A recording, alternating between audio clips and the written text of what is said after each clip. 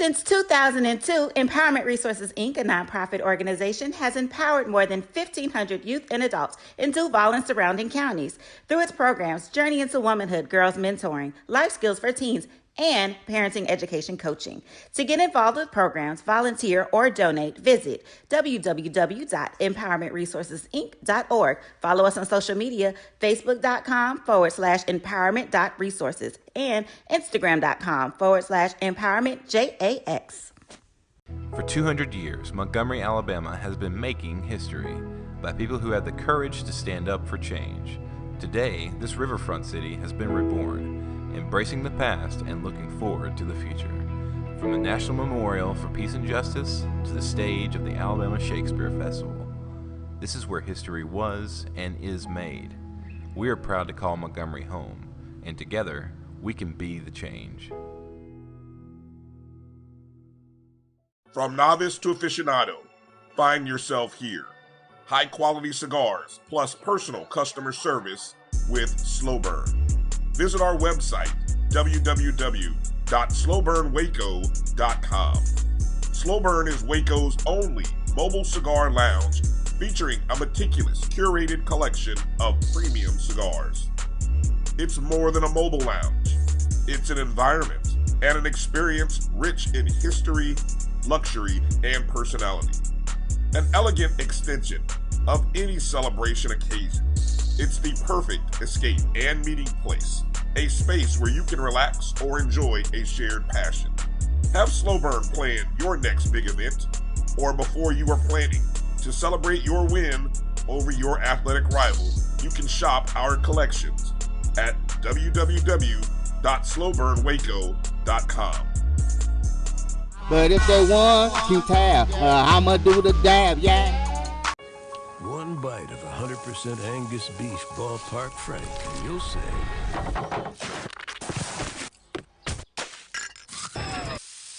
hello, summer. Oh yeah, it's ballpark season. Q Time is our classic Atlanta soul food restaurant located in the historic West End. Q Time Soul Food is a family business started by Fred and Christine Crenshaw. Come on in, relax, and sink your chops into our tantalizing, mouth-watering, distinctive soul food with a twist, the Q Time way. 1120 Ralph David Abernathy Boulevard, or call your order in at 404-758-2881. Do you miss your mama's cooking? Then come on down to Q Time, an Urban Passport member.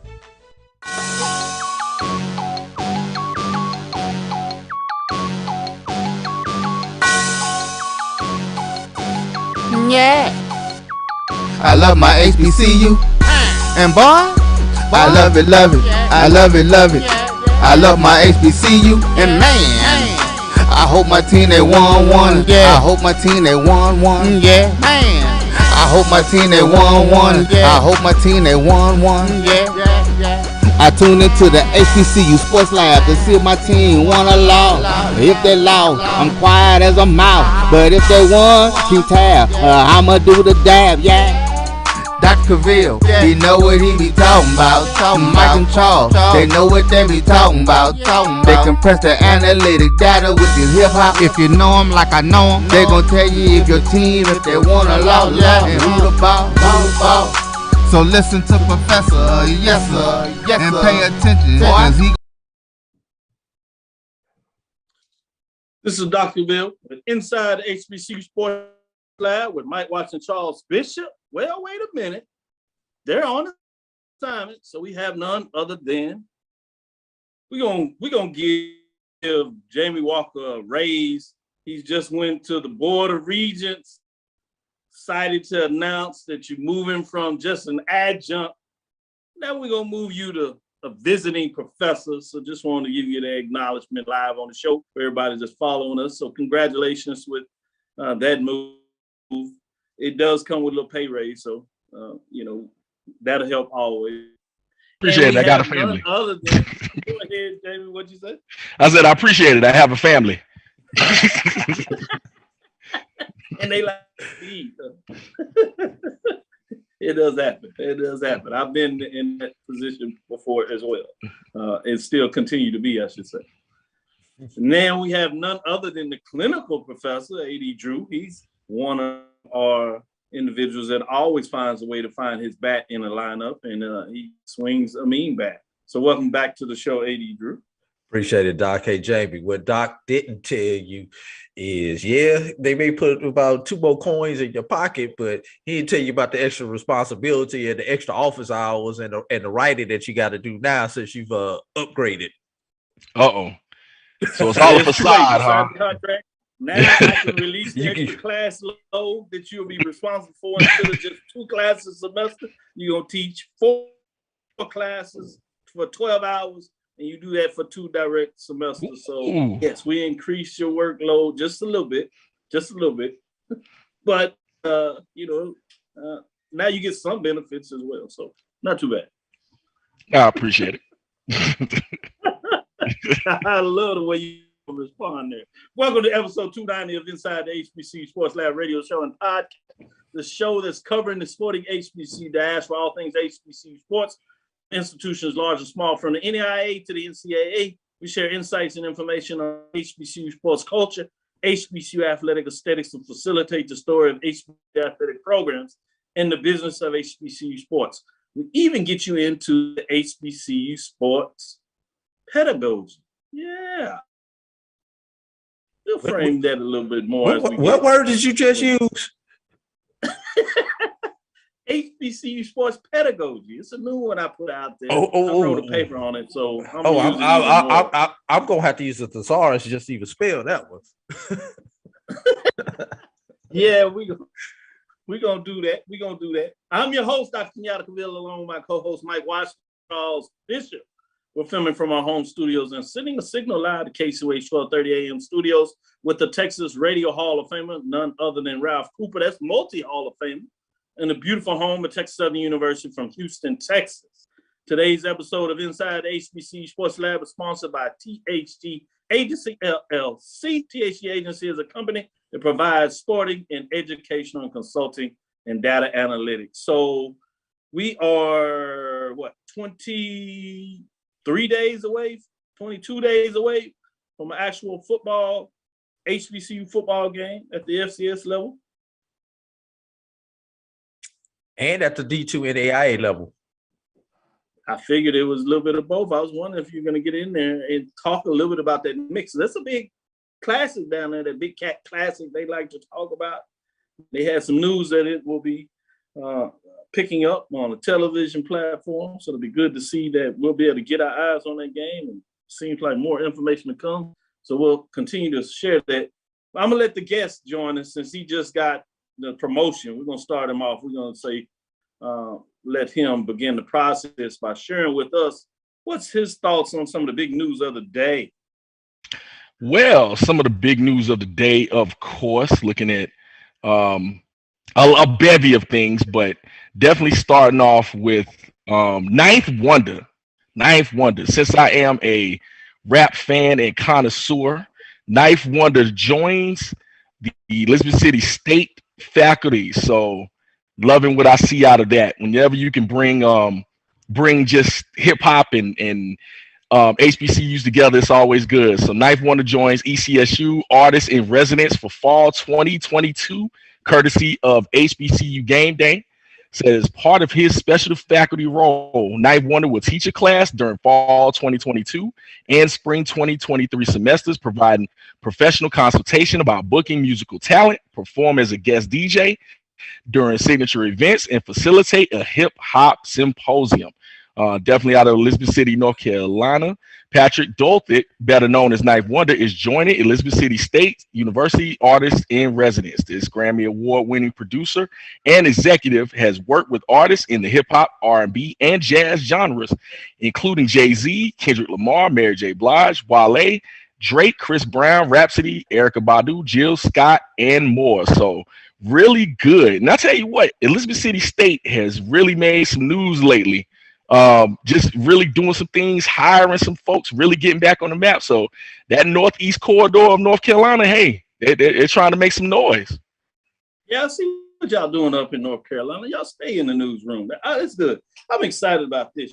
You know, professor, when you can get an artist in residence or professor of the trade, some people will use it, or it's fascinating when you see professional and residents, you hear those terms as well. But when you can go to get somebody that has the practical application, that has the lived experience, and you can put that together with the academic framework, and I'm sure has grown because he's done this at North Carolina Central, his alma mater, where he got a chance to really develop what this looks like. So I'm sure he has even heightened that. Obviously, he's done some work at Harvard in terms of their hip hop collection and trained from an academic perspective of what he does. And I've had a chance to listen into some of his classrooms where he's taped some of those experiences, and he's dynamic in terms of how he moves around the classroom, putting on the hits, but going and asking critical thinking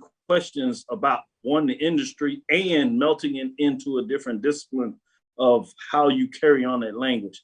And I believe with a modern student, which some people are talking about the next generation that is coming, is Generation Alpha, which, as an alpha man, I'm fascinated with them using that term. I know you love that one. Of course. Yeah, exactly. Like, what is this all about?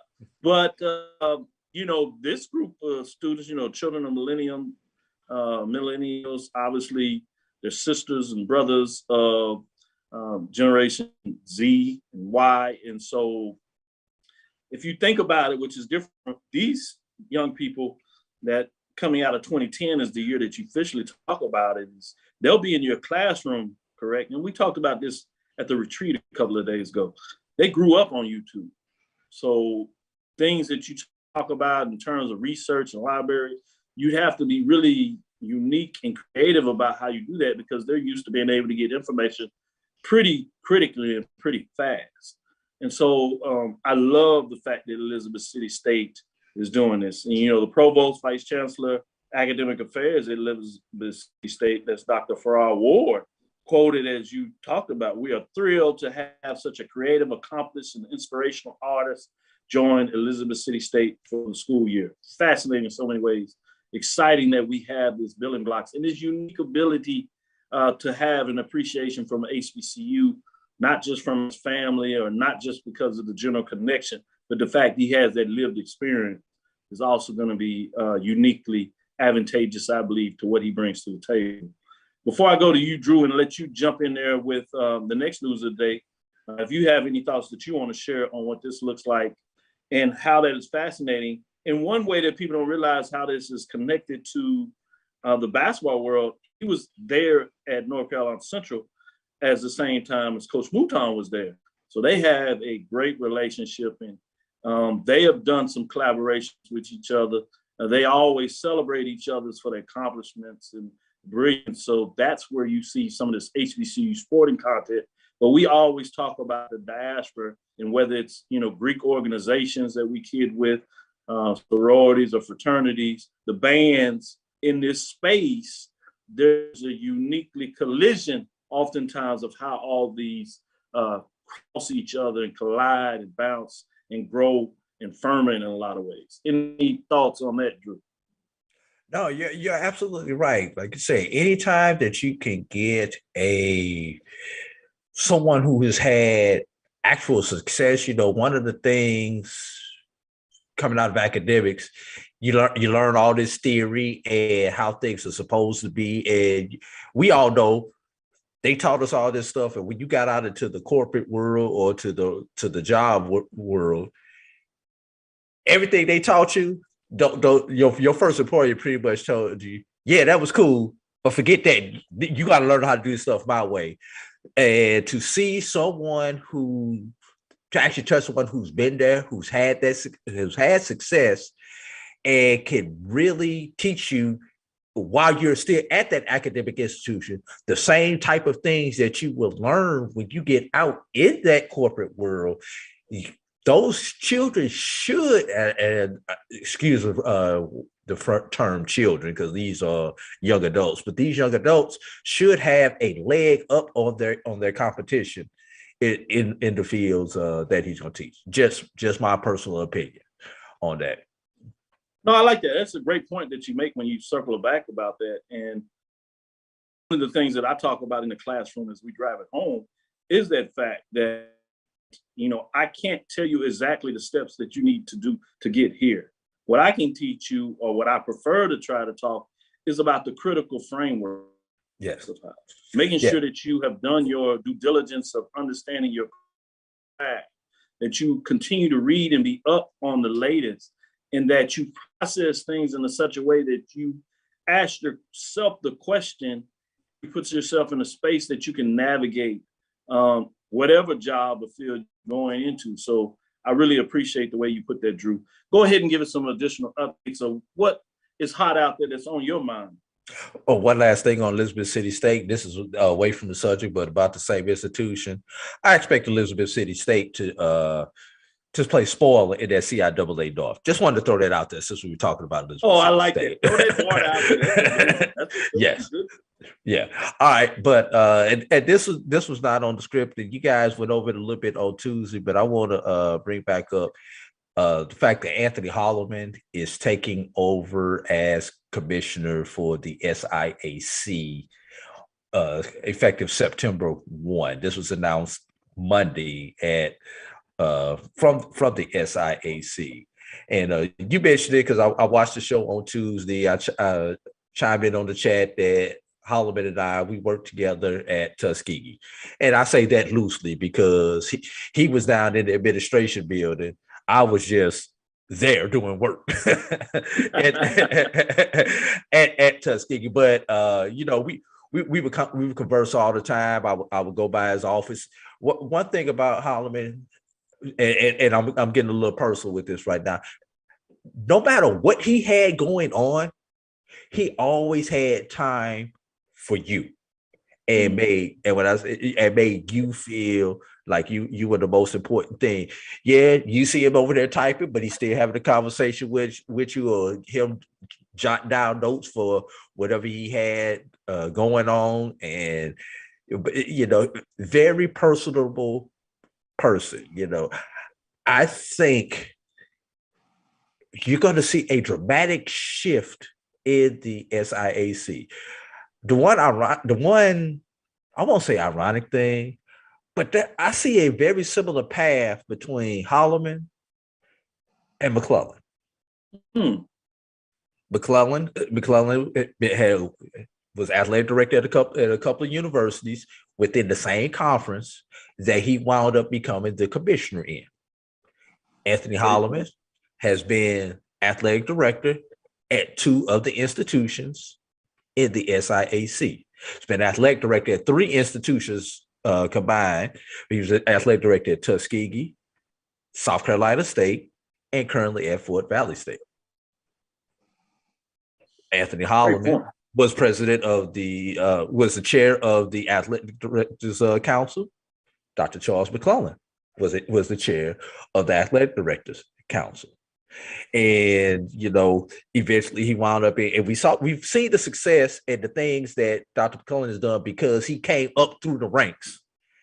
I expect Anthony Holloman to do the same thing. And one last thing, I was actually in that part of Georgia on yesterday, so I just took a wild hair up by like, let me go run by and see if Holloman is in his office, and he was.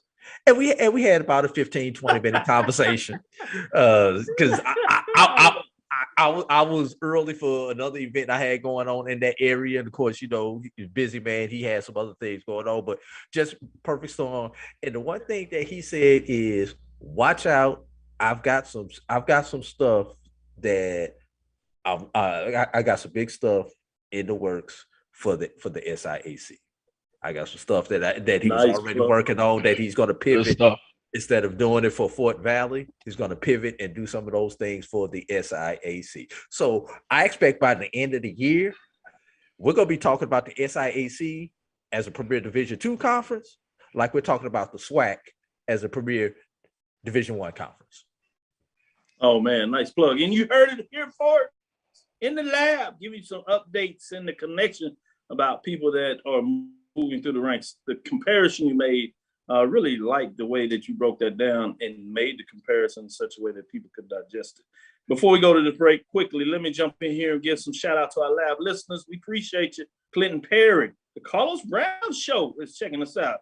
What's up, Carlos? Chuck Hunt, Judith Miller, Theron Waters is in the building.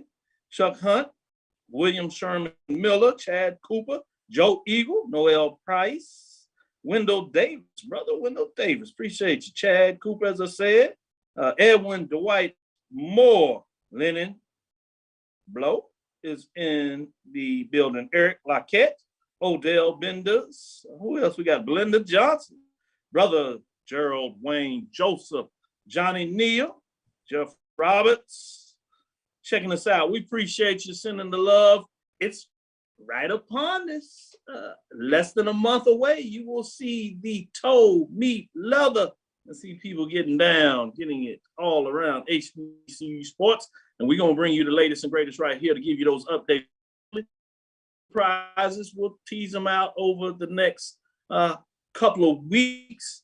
But continue to check us out as we're going to find a way to make sure that you get all your sporting HBCU news, culture, and sports right here on the Black College Sports Network. With that, we'll be right back after this first break. We'll come back and give you a couple of more news updates. I have a particular question, some hot topics out there, One Direction. I just want to get what these gentlemen say. I think they touched about a little bit in terms of what took place. I want to give a shout out to ONG, those that have some interest, I guess you would call it, or maybe a huge fan of volleyball. Make sure you go check out the show. They had an interview with the volleyball championship coach from FAMU last night. And I like the fact one of the particular questions, several of them, is really good. You need to check out the interview. But he also broke down just some general thoughts of volleyball across the SWAC, some of his competitors that he's talked about, and gave some outlooks where you get a broad base, which you don't get quite anywhere. So shout out to ONG Strike Zones for getting that done. You can go back to Sunday, make sure you check out Brian and AD.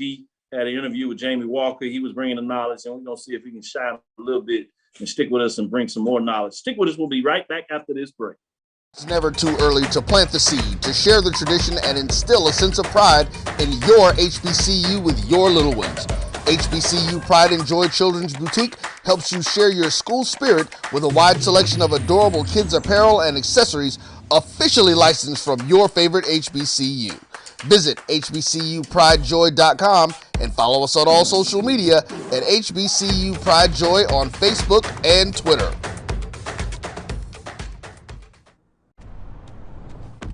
Oh, that spin class was brutal. Well, you can try using the Buick's massaging seat. Ooh, yeah, that's nice.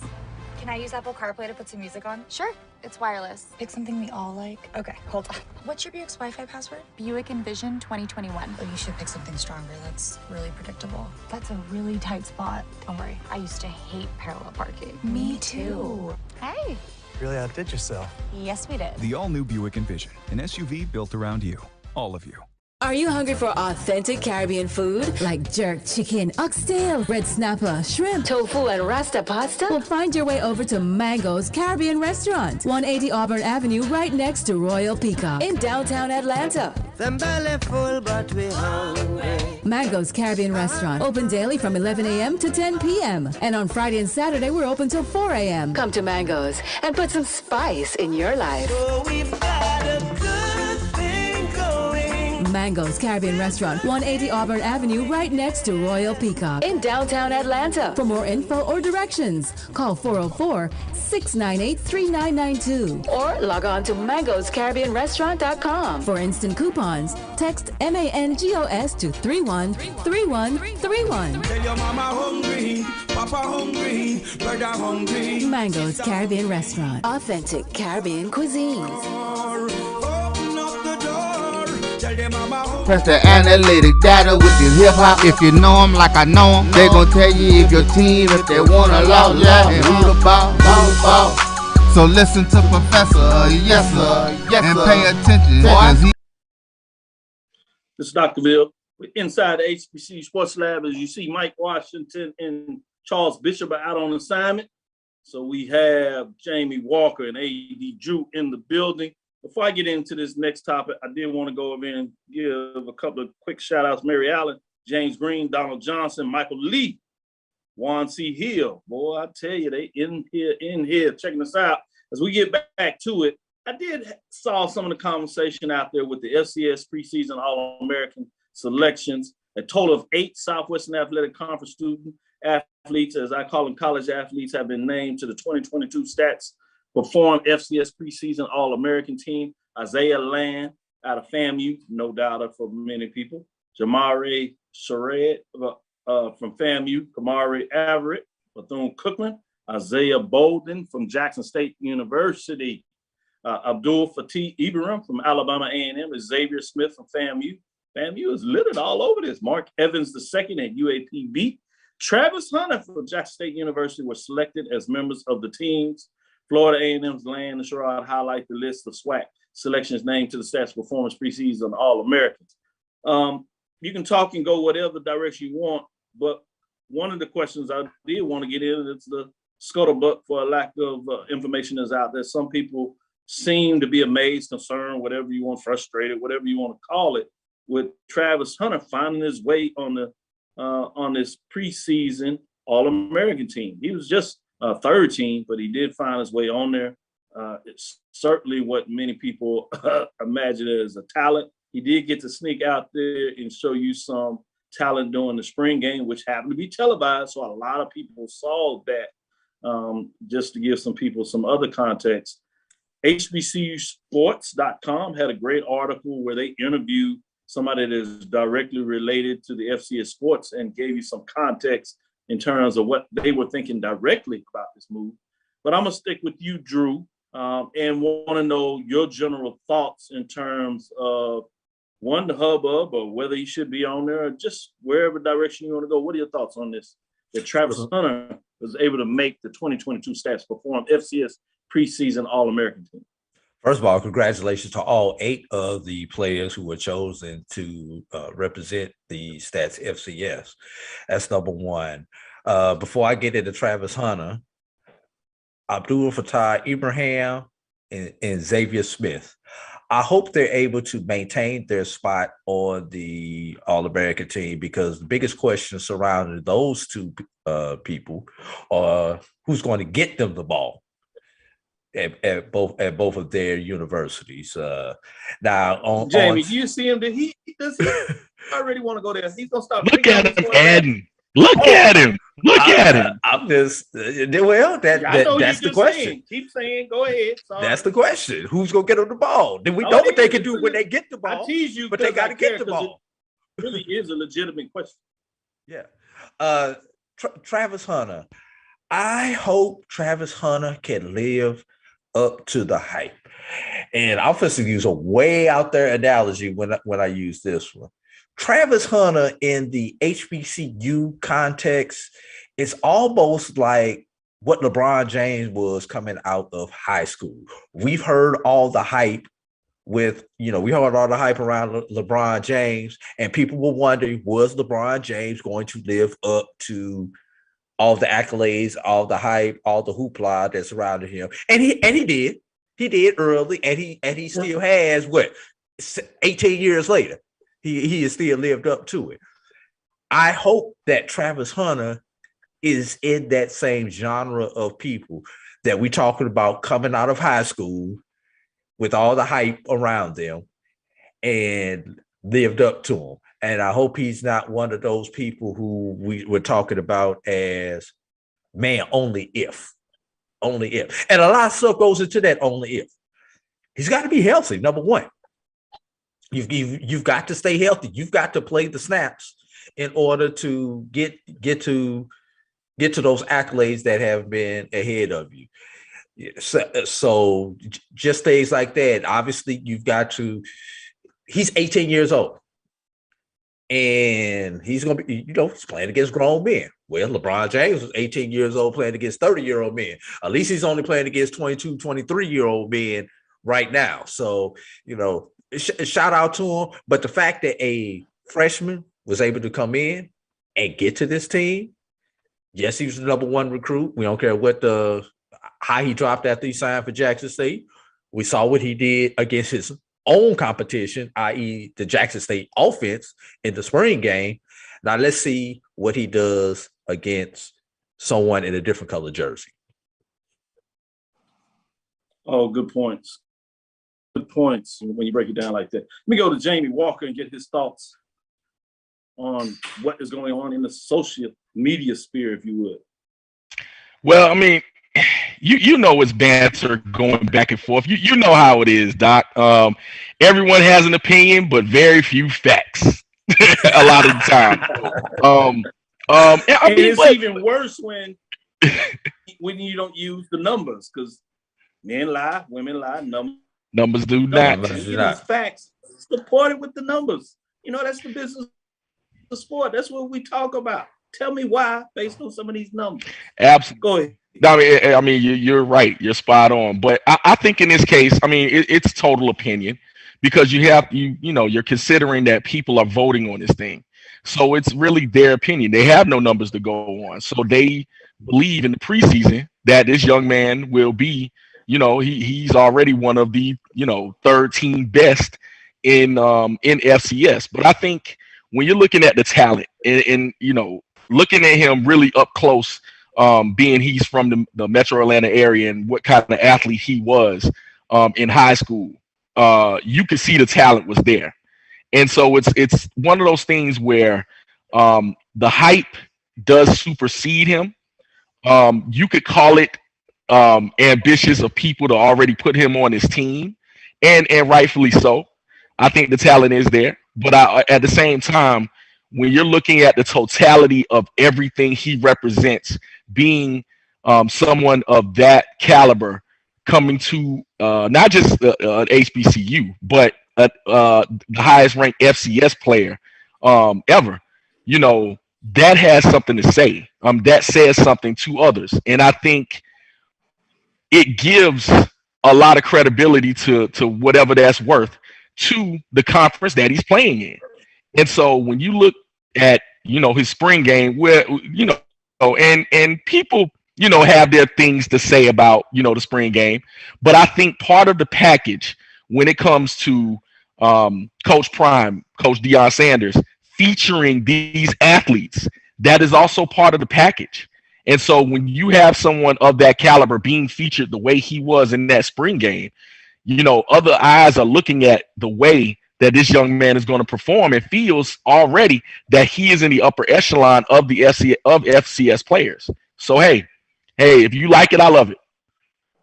Yeah, to your point, there also, again, you go to HBCU Sports, great article that was brought in here in terms of the interview. And one of the things that the senior editor, Kendrick Marshall, did in his interview with Craig Haley, who is the analyst for FCS senior editor.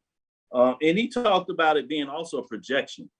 And I think people forget that a lot of these things are projection based on all the information you have. You're just projecting, and we talk about it. And so it got the buzz that it deserved for people having different opinions. And if you write some good articles, part of that, or have a good talking point, part of the talking point is the fact that it provides some buzz with people that may have differing opinions. So we joke when we talk about it having to be, all about data and facts and those. You can obviously bring some analysis now if you're going to have dialogue or discussion or debate with somebody.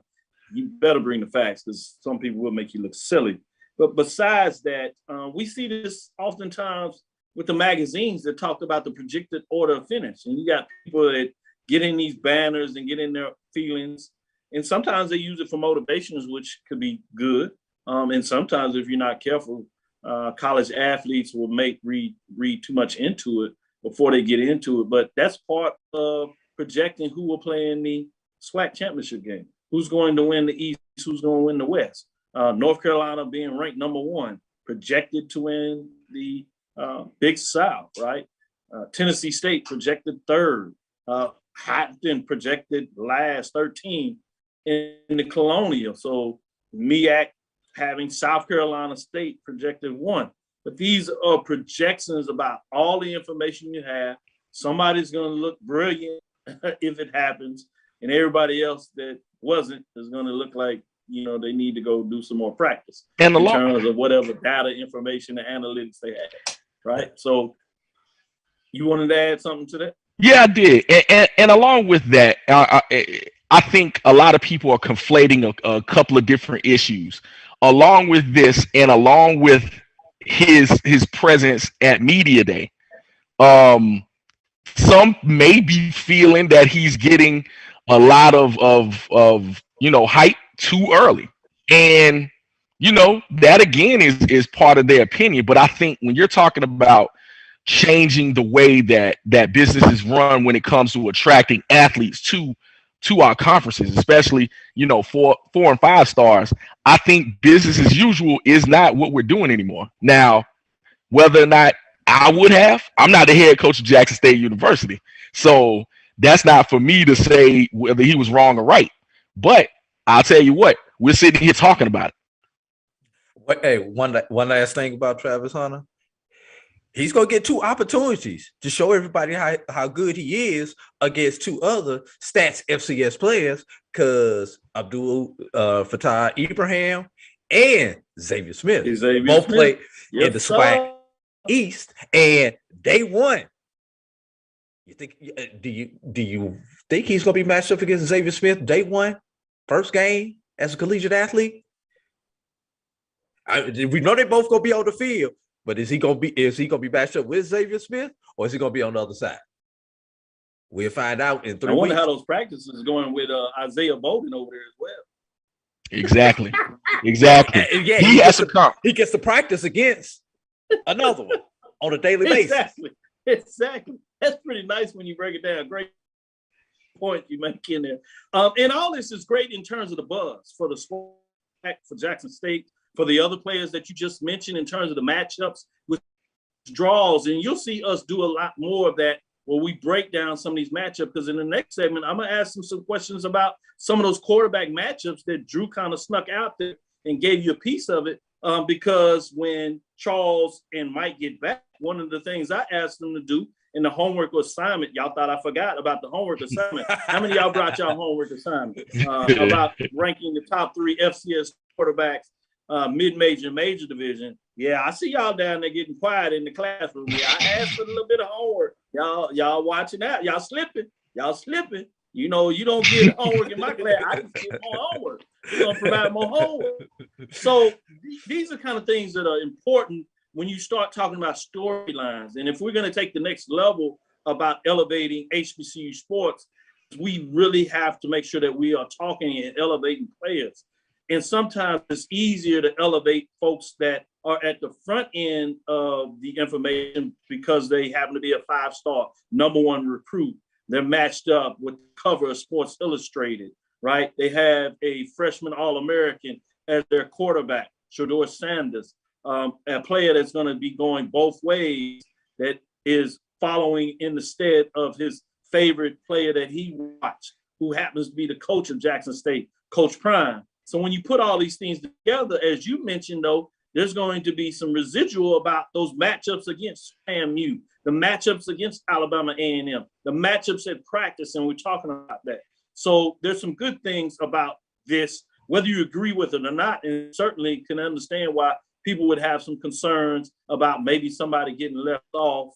And one of the things we always challenge, if you don't think it should be there, you got to tell me who should be in his place and why, based on the data, the stats as we talk about. We'll leave it right there and park it. We'll get into this next break. Right after that, we'll come back and I will ask them that question, those tough questions, as we get into some more dialogue. We'll get in a little bit of more news, but I'm going to ask them about some of these matchups of these quarterbacks that are fighting to see if they can get their starting nod. I'm fascinated to see what that will go for a lot of these programs. It'll go a long way of what their season will ultimately be. Stick with us. We'll be right back after this second break. From novice to aficionado, find yourself here. High quality cigars plus personal customer service. Slow Burn is Waco's only mobile cigar lounge, featuring a meticulous, curated collection of premium cigars. Visit our website, www.slowburnwaco.com. That's www.slowburnwaco.com. Since 2002, Empowerment Resources, Inc., a nonprofit organization, has empowered more than 1,500 youth and adults in Duval and surrounding counties. Through its programs, Journey into Womanhood, Girls Mentoring, Life Skills for Teens, and parenting education coaching. To get involved with programs, volunteer, or donate, visit www.empowermentresourcesinc.org. Follow us on social media, facebook.com/empowerment.resources and instagram.com/empowermentjax. For 200 years, Montgomery, Alabama has been making history by people who had the courage to stand up for change. Today, this riverfront city has been reborn, embracing the past and looking forward to the future. From the National Memorial for Peace and Justice to the stage of the Alabama Shakespeare Festival, this is where history was and is made. We are proud to call Montgomery home, and together, we can be the change. From novice to aficionado, find yourself here. High-quality cigars plus personal customer service with Slow Burn. Visit our website, www.slowburnwaco.com. Slow Burn is Waco's only mobile cigar lounge featuring a meticulous, curated collection of premium cigars. It's more than a mobile lounge. It's an environment and an experience rich in history, luxury, and personality. An elegant extension of any celebration occasion. It's the perfect escape and meeting place, a space where you can relax or enjoy a shared passion. Have Slow Burn plan your next big event, or before you are planning to celebrate your win over your athletic rival, you can shop our collections at www.slowburnwaco.com. But if they want, keep tab. I'ma do the dab, yeah. Press the analytic data with your hip hop. If you know them like I know them, they gon' tell you if your team, if they wanna lose, yeah. And who the ball. So listen to Professor, yes sir, and pay attention, cause he gon' teach a lesson. This is Dr. Bill with Inside the HBCU Sports Lab. We have clinical professor A.D. Drew. We have visiting Professor Jamie Walker in the building, giving some updates. We increased his workload, so that's why he got that frown on his face. Hopefully he's not frozen up there as we're going to try to get him going, but we'll make sure we get you this information there. With that, I did want to do a quick shout out with Deon Hollabrook was named Jarvis Christian University head baseball coach. Jarvis Christian, in terms of athletic director, Bobby Ladner announced Deon Hollabrook as the next head coach of Jarvis Christian University baseball program on Tuesday. Quote, "We're excited to bring in an accomplished coach like Deon to lead the JCU baseball program," Ladner said. Quote, "His coaching experience and experience as a college athlete will be tremendous assets as he builds the program and develops great baseball players on and off the field here at Jarvis." Quote there from the athletic director. So fascinating. You starting to see these mid-major programs, NIA and NCAA, especially NIA programs that are continuing to push in terms of baseball. Some of them bringing it back. We just heard about Dillard, Xavier a couple of years ago. So fascinating to see what's going on with the sport of baseball. But wanted to get your thoughts on that a little, A.D. Drew, before we get into some further dialogue in terms of some of these quarterback races, to get your thoughts. You kind of teased that a little bit about FAMU and who was going to get Xavier Smith the ball. We'll take a deeper dive in terms of what your thoughts on some of these matchups, what that looks like. And then we'll see if we can bring Walker back in here. I think we got him. So as we get to this dialogue, Drew, give me your thoughts in terms of Jarvis Christian University and their new head baseball coach. Well, I'm just happy that our HBCUs are making the investment in baseball. You know, at a time we've seen HBCUs cutting baseball here, cutting baseball there. These people are going out and trying.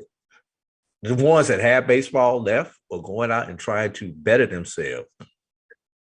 The one thing with the school like Jarvis Christian, I really don't care who the head coach is. Are you giving them the tools that they need to be a successful head coach, i.e. giving them the assistant coaches that they need for a full-time assistant, the appropriate amount of part-time assistant, the equipment and things of that nature. That's the big question when it comes to HBCU baseball that we need to be worried about. Are we getting the other stuff? Because it don't matter who you can make Tony La Russa the doggone head baseball coach in one of these HBCUs. If you don't give him the tools that he needs to be successful, he's gonna be 2-20 in conference also. So I'm just gonna leave it right there. That's a good place to leave it. You talking about put the money where your mouth is. Okay, I see you coming with a little bit of attitude, clinical professor. Wow. One more before we get in a little bit more of this dialogue.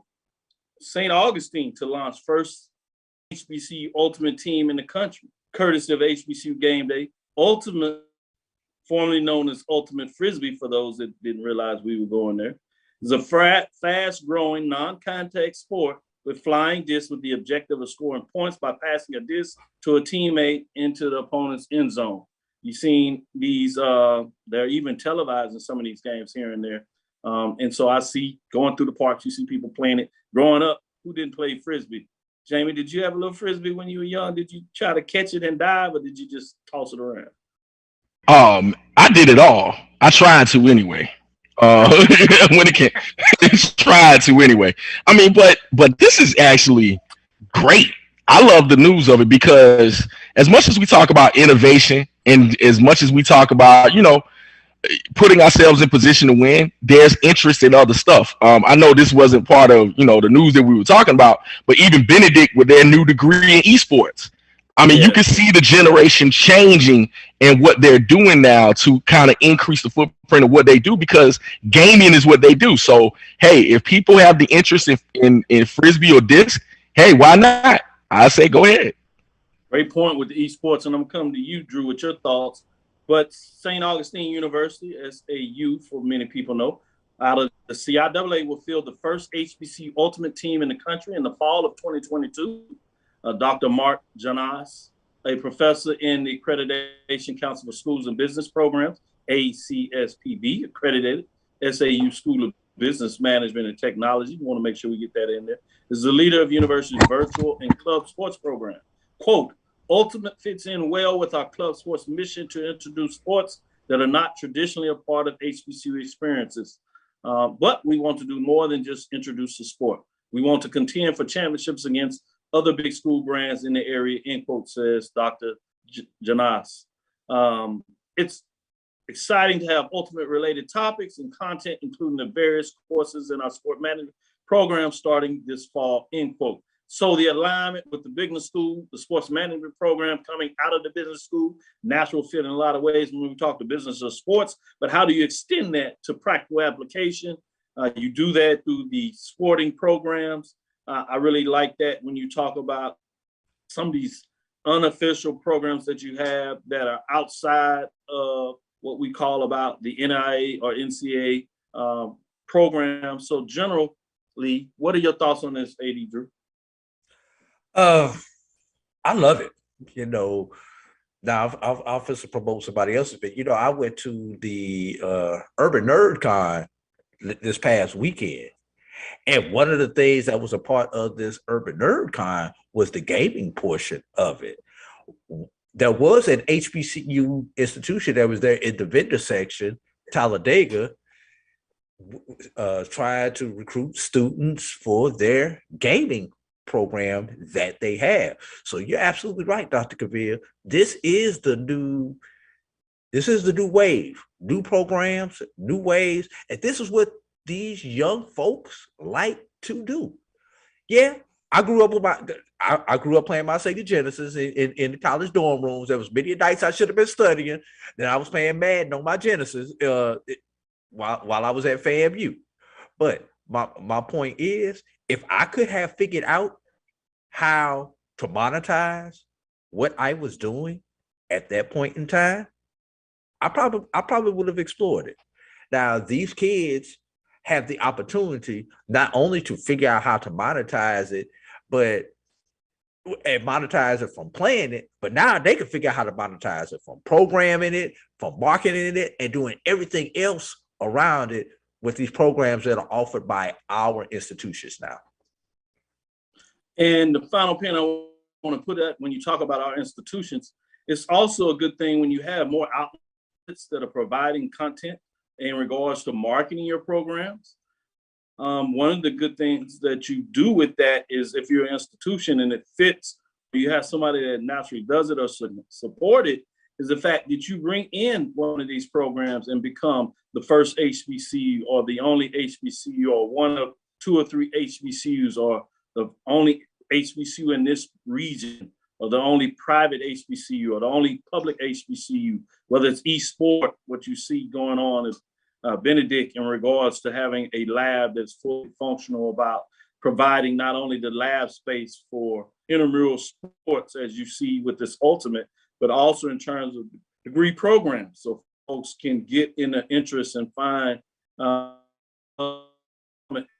it doesn't matter if the field, if you're expert, you will be compensated handsomely for that. So great points by both of you made on this. Stick with us. We're into our last break. We'll come back a little more. I do want to sneak it in there because they have, in terms of courtesy of HBCU Sports, Deion Sanders named one of the college football power brokers. That was interesting when you think about it. And great point in that the ultimate article was brought to you by HBCU Game Day. You can go check it out. They have a full story that really gives you some insight of what that looks like. Stick with us. We'll be right back after this last break. Don't go anywhere. One bite of 100% Angus beef ballpark frank, and you'll say,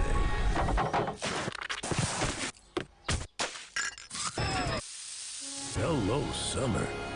Oh yeah, it's ballpark season. Q Time is a classic Atlanta soul food restaurant located in the historic West End.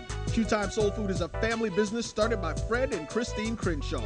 Come on in, relax, and sink your chops into our tantalizing, mouth-watering, distinctive soul food with a twist, the Q Time way. 1120 Ralph David Abernathy Boulevard, or call your order in at 404-758-2881. Do you miss your mama's cooking? Then come on down to Q Time, an Urban Passport member. From novice to aficionado, find yourself here. High quality cigars plus personal customer service. Slow Burn is Waco's only mobile cigar lounge, featuring a meticulous, curated collection of premium cigars. Visit our website, www.slowburnwaco.com.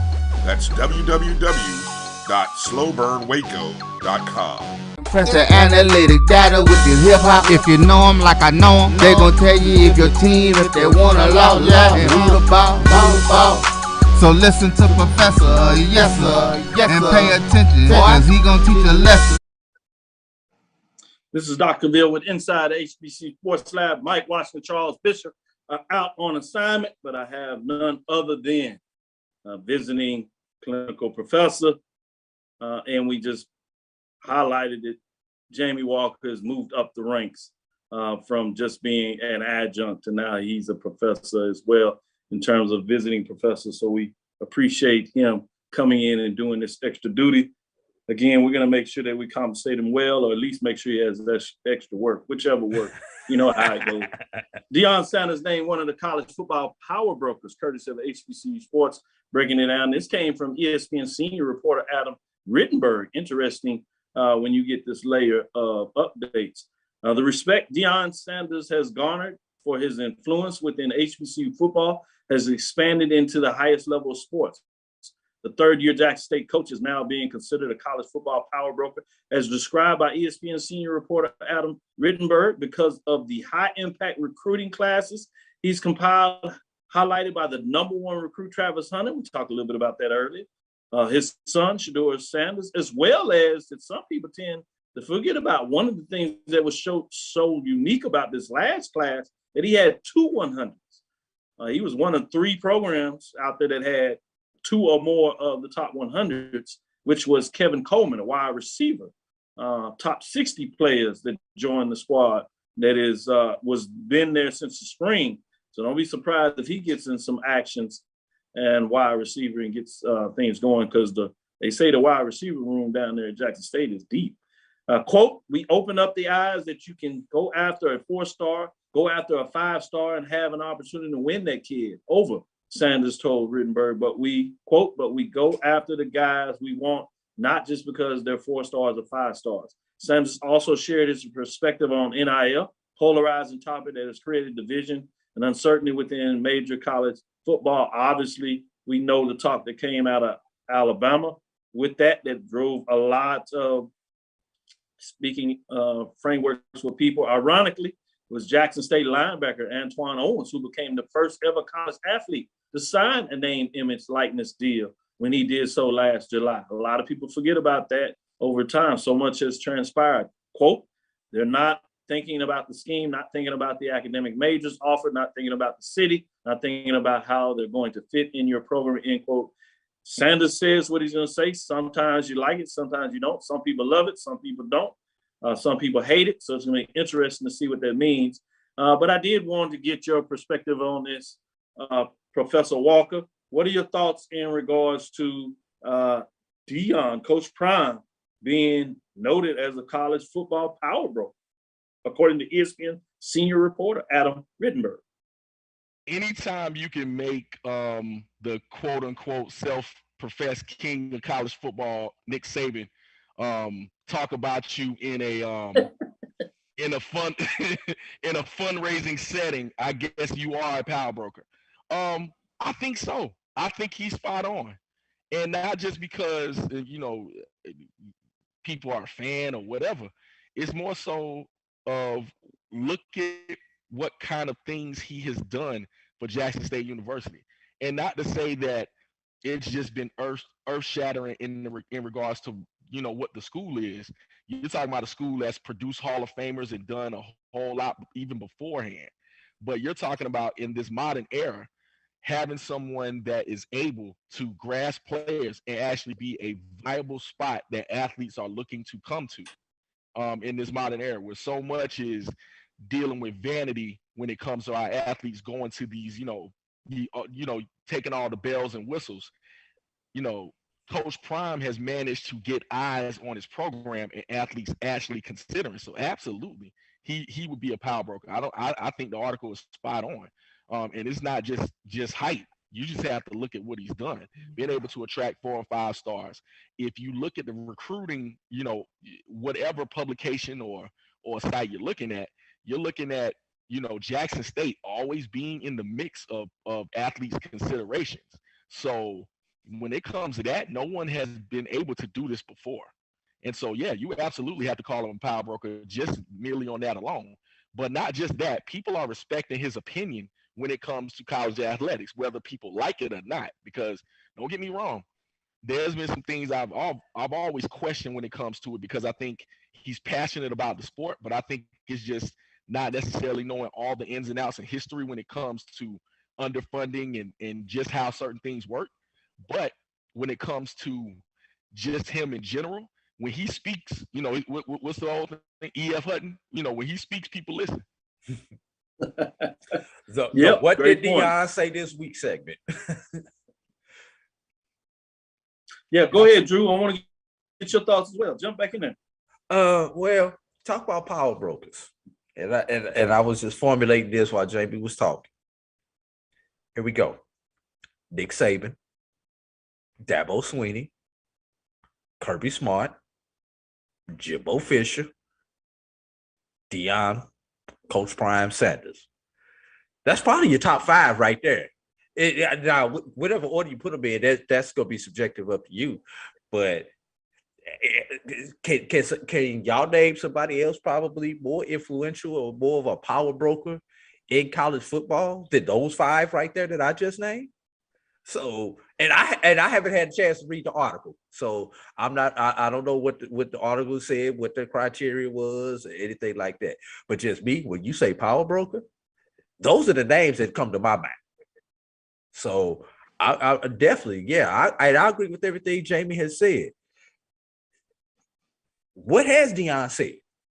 What did Deion say today? What did Deion do today? What did Coach Sanders do today? What did Coach Prime do today? You know, that's a power broker. Anytime that people waiting on you to say something, Deion Sanders could go right now and sneeze and forget to say excuse me, and it's gonna be a story. So when that happens, when you have that kind of cloud, that many people follow you, you are a power broker, good, bad, or ugly. Great points there. I did want to sneak in, as I told the assignment, I have Charles and Mike to give me top 3 FCS, and I didn't give you time to get in this, so you don't have to give me this. I'm back into it again, sharing some more love for HBCU Sports. Marshall, we talked about this on Tuesday. They came out with an article that looks, these are the 5 most intriguing HBCU quarterback battles into the fall practice. Let's see what your thoughts on this, starting with Alabama A&M. Contenders: Quincy Casey, Corian Taylor, Xavier Langford. Fan 2 contenders: Rashawn McKay, Junior Muratovic, Cameron Sapp, Jeremy Mosa, transferred from Vanderbilt. There, they look good in the spring. Grambling: Amani Gilmore, Chance Amy, Khadijah Holloway, and Katarius Hawkins, transferred there. They came out of UCLA. Halloween. Southern: Bubba McDaniels, Deshaun McCray, Harold Blood, and Noah Bowden. Norfolk State: Jonea Fitzgerald, Chris Price, and Jalen Adams. Or out of those 5, which is your most interesting fight for the starting quarterback position, and why? Starting with you, Jamie Walker. I'm gonna tell you what. There are 2 teams that intrigue me when it comes to that. Okay, we go with that. But FAMU would be the one. Rashawn McKay being the incumbent. But a lot of people always question whether or not he should be the starting quarterback for the team. So I think with Jeremy Musa coming in, and really all of those transfers being able to push him, we'll see if they feel McKay can take them to that next level of really beating Jackson State in the East. And so that'll be a healthy competition. That A&M competition is heavy as well, because you're talking about the all-world, Akil Glass leaving, and now who's going to step into that spot and run Connell Maynard's offense? They're going to have to do some curtailing, because when you're talking about a starter like Glass, you're not going to duplicate that same one. But you have Quincy Casey that's been in the conference for a while. He knows the pedigree of what they do. So both of those are intriguing to me. Professor Drew, what you say? Jamie just made my point that I made about 30 minutes ago. Who's going to throw the ball to these stats FCS wide receivers that we have? Thank you, Jamie, for making my point for me. But the one that intrigues me probably the most is the Southern battle. And I picked Southern because, according to all the prognosticators, Southern has every other question answered but that one in order to win the West. But if you don't have that question answered, who's your signal caller, you're not going to win the SWAC West, especially in an Eric Dooley offense, because of what he likes to do on offense. Now, the question will be, will Eric Dooley be able to open it up in year 1 and use his entire playbook? Or will he have to scale it down and only use the odd chapters or the even chapters, or however you want to quantify it?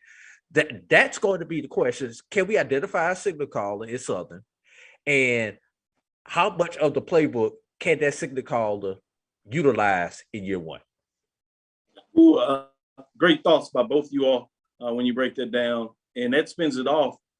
When you talk about the East and you have those quarterback matchups, what does that mean in terms of those positions as they try to knock the king of the mountain off the hill, if you would, using that proverbial phrase? And then you have a transfer coming in, freshman, that was at media day that people didn't even think about.